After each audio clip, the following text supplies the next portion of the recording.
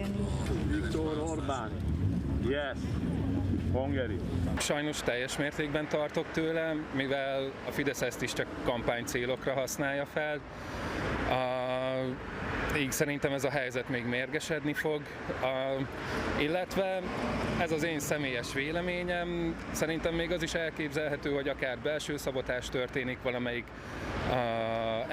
energetikai létesítmény ellen, csak azért, hogy a Fidesz a saját kampányát jobban tudja nyomni. Meg lesz a hibáztatás, meg lesz az is, hogy kit fognak ezért hibáztatni, természetesen az ukránokat. Aggasztani aggaszt, de nem tudom, hogy ettől még hova lehet jobban eszkalálódni. Már ez is eléggé gond, ami most van, tehát elég feszült így a helyzet. Szerintem figyelemelterelés.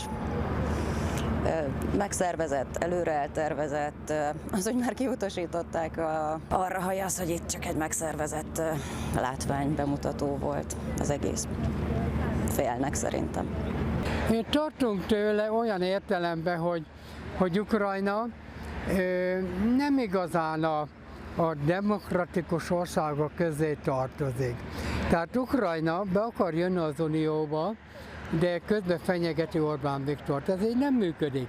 Az, hogy elmérgesedett a helyzet Ukrajnával, ez csak a magyar kormány hibája, ezt én gondolom, ez saját véleményem, mert azzal riogatni az embereket, hogy Ukrajna akár megtámadhatja a magyar energetikai infrastruktúrát, az egy abszurditás, mert ugye Ukrajna hova szeretne tartozni? Az Európai Unióba NATO tagja szeretne lenni.